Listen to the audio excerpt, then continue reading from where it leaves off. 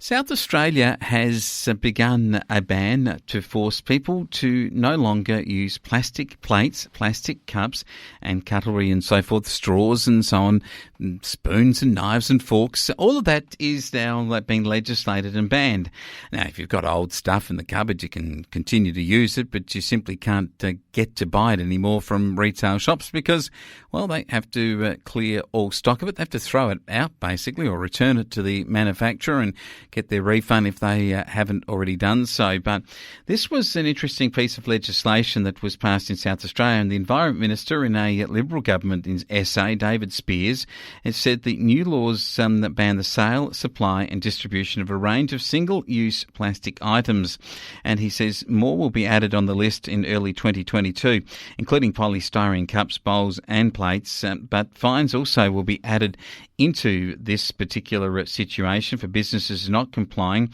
And by being a first mover nationally, Mr Speers says that businesses and the manufacturing of, say, reusable and compostable alternatives is something that South Australia has been able to get involved with. The ban will have significant economic benefits and create local jobs, says Mr Speers. Now, whether or not Mr Speers is correct about the benefits and whether it creates local jobs, that remains to be seen. I mean, who makes straws out of paper? Who would like to begin the manufacture of bamboo knives and forks, or maybe pine wood little spoons that you get when you now go to a hotel?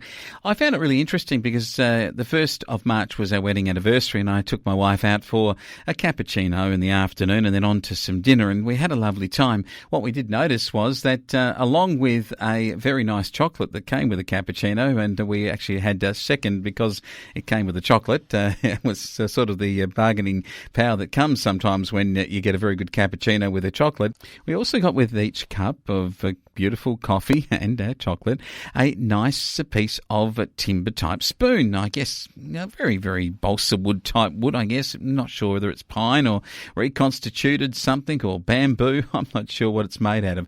It must cost a lot of money to make those, and they're single use.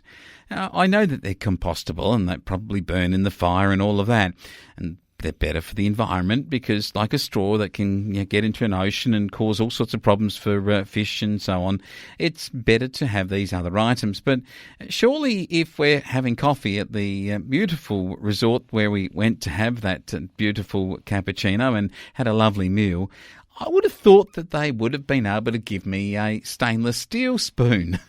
What do you reckon? I would just serve up a coffee with one of those timber type spoons to stir it with. I still can't work out how and why these establishments work this way. I mean, if you've got knives and forks for the meal, then surely spoons for the coffee would be right. But nope, you get one of those takeaway type stirring spoons. Anyway, probably stirring the pot here. But why would other states be not now looking at implementing this legislation? Well, if the throwing out the window of a tin can of Coke or maybe a Lead lemonade back in the day could have been a Fanta, might have been a Woody's lemonade in SA or one of those sort of sarsaparillas in New South Wales. You remember those days where the cans were thrown straight out the window?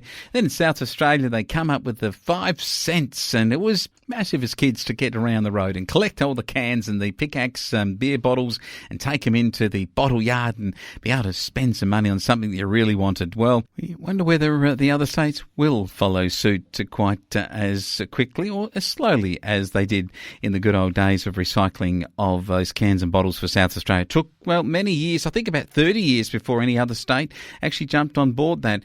Will it take that long for the plastics that we have single use on to be moved out of New South Wales, Victoria, Queensland, Western Australia, Tasmania, the ACT, the Northern Territory, and follow the lead of South Australia and, well, just make some money out of this new industry of providing biodegradable spoons and plates? I'm not sure there'll be a rush on people getting into that industry, but I'm sure there'll be a look at it from other states a bit sooner than what they did with the bottles and cans.